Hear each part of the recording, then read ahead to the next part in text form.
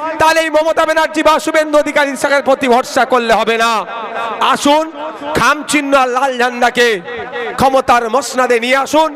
কেউ কথা দিক আর নাই কথা দিক, নওশাদ সিদ্দিকী কথা দিচ্ছে 22-এর মধ্যে 21% যদি ভেজাল হয় সেই সরকার থেকে নওশাদ সিদ্দিকী বেরিয়ে চলে আসবে, সেই সরকারে থাকবে না। কারণ আমি কি কতটা করতে পারবো না পারবো সময় কথা বলবে। দুটো জিনিস আমি পারবো না করতে, জোর গলায় আমি বলে যাচ্ছি। একটা হচ্ছে ধর্মীয় বিভাজন, দ্বিতীয়টা হচ্ছে দুর্নীতি। কথা দিয়ে যেটা কথা দেবো তার বিরুদ্ধে পারবো না, এটা আমি দায়িত্ব নিয়ে বলতে পারি। আদিবাসী ভাইদের বলবো, আপনারা শুনলে অবাক হবেন, পশ্চিম বাংলায় 80 লক্ষ আদিবাসী হয়তো খুব বেশি হলে আছে, কিন্তু 1.5 কোটি এসটি শিডিউল ট্রাইব আদিবাসীদের জন্য যে সার্টিফিকেট প্রযোজ্য সেই সার্টিফিকেট প্রদান হয়ে গেছে। কথাই আছে দুধে পানি মেশায়, আর এই তৃণমূল পানিতে দুধ মিশাচ্ছে। 80 লাখ আদিবাসী আছে আর 1.5 কোটি আদিবাসী সার্টিফিকেট দেওয়া হয়ে গেছে। তাহলে কারা পাচ্ছে আদিবাসীগুলো সার্টিফিকেটগুলো? যারা নন আদিবাসী, টাকা দিচ্ছে, আদিবাসী কোটায় চাকরি আর উচ্চ শিক্ষায় সংরক্ষণের সুযোগ নিচ্ছে। তাই আপনাদের বলবো, যারা আদিবাসী সমাজের মানুষ আছেন, এই মমতা ব্যানার্জি ধামসা বদল দেবে, আপনাদের সাথে একটু নৃত্য পরিবেশন করে দেবে, কিন্তু উচ্চ শিক্ষায় আর চাকরির ক্ষেত্রে আপনাদের সাথে যে বৈষম্য হচ্ছে এটা কোনো দিনের জন্য ঘুচাবে না। আর অমিত শাহজি, শুভেন্দু অধিকারী হয়তো কোন আদিবাসী বাড়িতে গিয়ে খাবে, অতটুকুই হবে, ফটো তুলবে, ভিডিও করবে, পাবলিসিটি নেবে, কিন্তু প্রকৃত অর্থে 6% যে সংরক্ষণ আছে চাকরি উচ্চ শিক্ষায় আদিবাসীদের জন্য, সেই প্রকৃত আদিবাসী 6% সংরক্ষণ পাচ্ছে না। ফেক সার্টিফিকেট দিয়ে আদিবাসীদের সাথে বৈষম্য হচ্ছে, এ নিয়ে একটাও শব্দ খরচ করবে না। তাই বন্ধুগণ, যদি মনে করেন আদিবাসীদের হয়ে আওয়াজ তোলা দরকার, দলিতের হয়ে আওয়াজ তোলা দরকার, আমি জোর গলায় বলছি অন্য কেউ আওয়াজ তুলবে না। সব ধান্দাবাজি করবে, নিজের স্বার্থ চরিতার্থের কথা বলবে। একমাত্র লাল ঝান্ডা আর খামচিহ্নই আদিবাসী, দলিত, মুসলমানের জন্য আওয়াজ তুলছে আর তুলবে।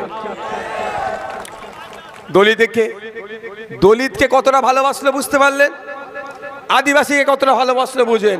এবার মুসলমানদের মাসিহা মমতা ব্যানার্জি মুসলমানদের কতটা ভালোবাসে একটু শুনবেন কি? আপনারা শুনতে চান? রঙ্গনাথ মিশ্র কমিশনের সুপারিশ হচ্ছে মুসলমানদের যদি এগিয়ে নিয়ে যেতে হয় তাহলে উচ্চ শিক্ষায় 10% আর চাকরিতে 10% সংরক্ষণ দিতে হবে, তাহলে মুসলমানরা এগিয়ে যাবে, নাহলে ক্রমশ পিছিয়ে যাবে।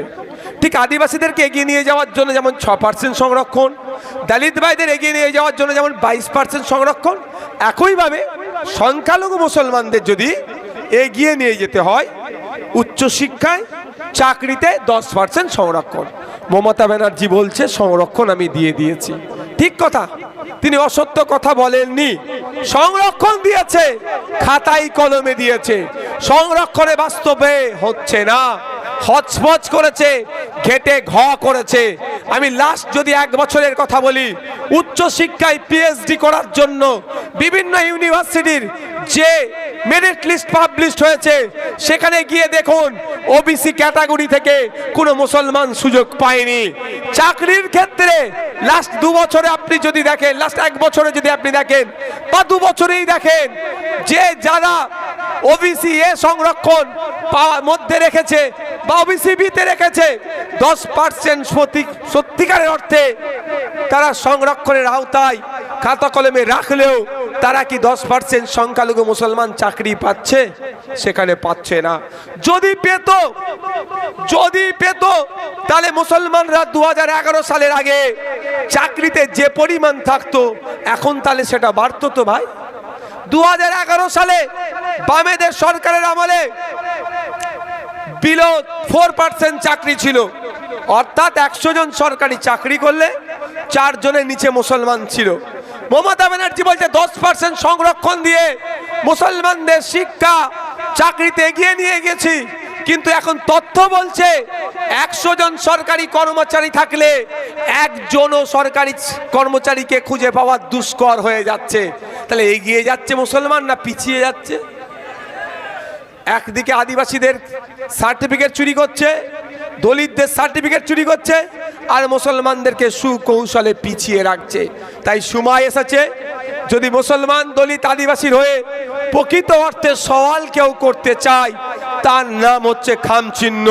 আর খামচিহ্ন সাথে নিয়ে লাল ঝান্ডারা যেখানে যেখানে লড়াই করছে, মেদিনীপুর সহ 294টা সিটে আমি আপনাদেরকে আহ্বান করব, আপনারা তো এখানে খামচিহ্নে ভোটটা দেবেন। তার প্রমাণ হচ্ছে এখানে বিরিয়ানির প্যাকেট 500 টাকা দিয়ে ডেকে নিয়ে আসা হয়নি, নিজের গাঁটের টাকা তেল খরচ করে আপনারা এসেছেন আপনাদের ভবিষ্যৎ সুরক্ষিত করার জন্য।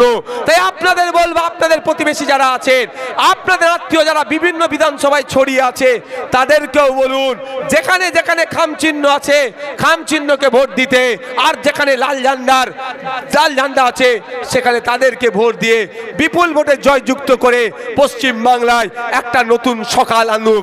যেই নতুন সকালে এটা বলার কেউ সাহস দেখাতে পারবে না যে মেয়েরা রাত 8টার পরে কাজে বেরোতে পারবে না, এই বলার সাহস থাকবে না। বরঞ্চ নতুন সকাল উপহার দেবে। মায়েরা তারা চাইলে হাউস ওয়াইফ হতে পারে, মায়েরা তারা চাইলে টিচার হতে পারে, মায়েরা চাইলে ড্রাইভিং করতে পারে, মায়েরা চাইলে আমার জেট ফ্লাইট উড়াতে পারে, পাকিস্তানকে গিয়ে জবাব দিয়ে আসতে পারে।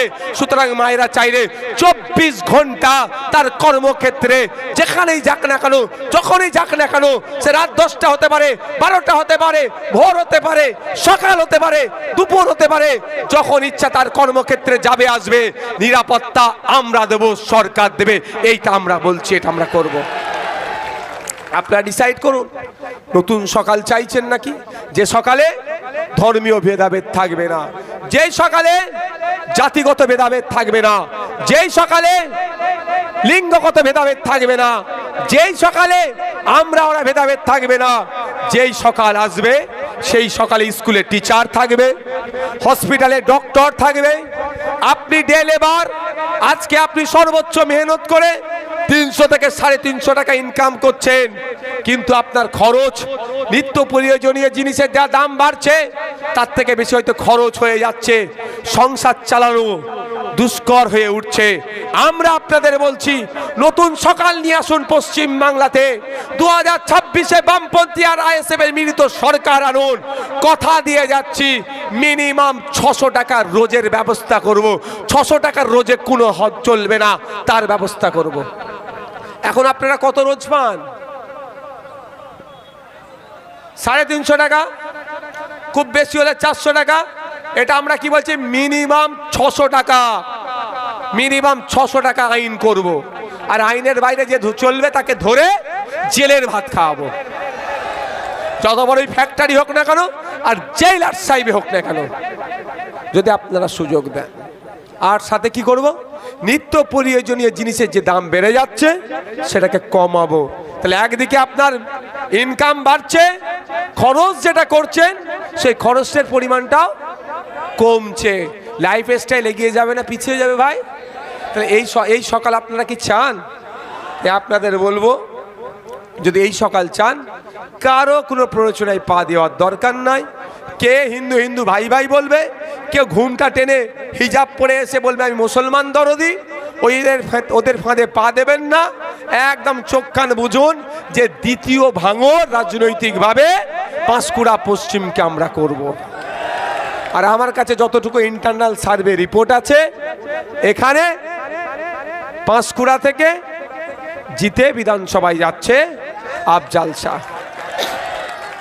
আপনারা কোন মুখে তৃণমূলকে ভোট দেবেন আমি জানতে চাই। মাইকের আওয়াজ যাচ্ছে, মিডিয়ার মাধ্যমে যে তৃণমূলের বন্ধুরা বা তৃণমূলের সমর্থক বা শুভাকাঙ্ক্ষী আছেন, তাদের কাছে আমি জানতে চাই কোন মুখে পাঁশকুড়া পশ্চিমের মানুষরা তৃণমূলকে ভোট দেবে, আর তৃণমূলের নেতারা কোন মুখে ভোট চাইবে।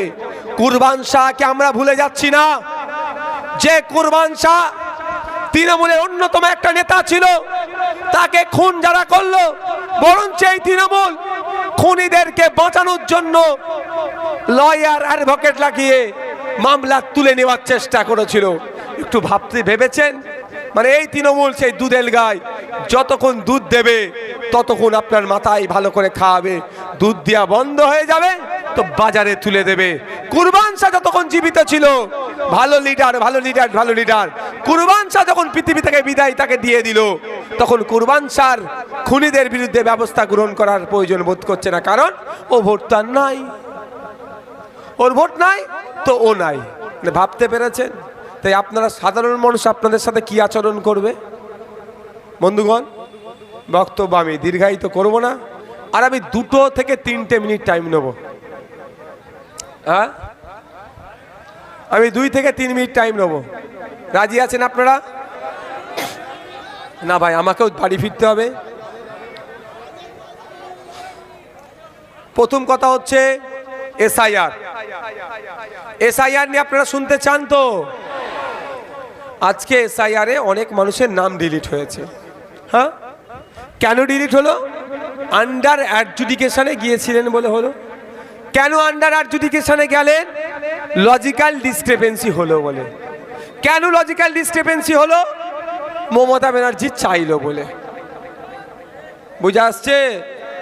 ক্যামেরা রেকর্ড হচ্ছে, নির্বাচন কমিশনের এখানে ক্যামেরা আছে, এই ক্যামেরার ভিডিও মমতা ব্যানার্জির কাছেও যাবে। আমি নমিনেশন ফাইল করেছিলাম 2021 সালে, আমার একটাও মামলা ছিল না।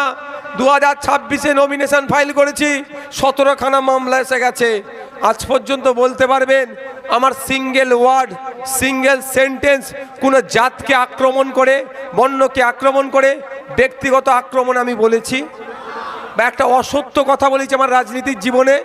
একটা জায়গায় আমি 4 তারিখের জায়গায় 2 তারিখের জায়গায় 4 তারিখ বলে দিয়েছিলাম, সেটাও আমি ভুল স্বীকার করে নিয়েছি। ভাই, আমি এই রাজনীতি করি, তারপরেও আমার নামে 17খানা মামলা দিয়েছে। আর যদি আজকে আমি ভুল বলি, আমার নামে কত দেবে? 170টা মামলা দিয়ে দেবে এরা। তারপরেও বলছি আমি যে আজকে যারা আতঙ্কে আছেন, আপনার লিস্টে ডিলিট হয়েছে ভোটারটা, এর জন্য সব থেকে বড় দায়ী যিনি, তার নাম হচ্ছে মমতা ব্যানার্জি।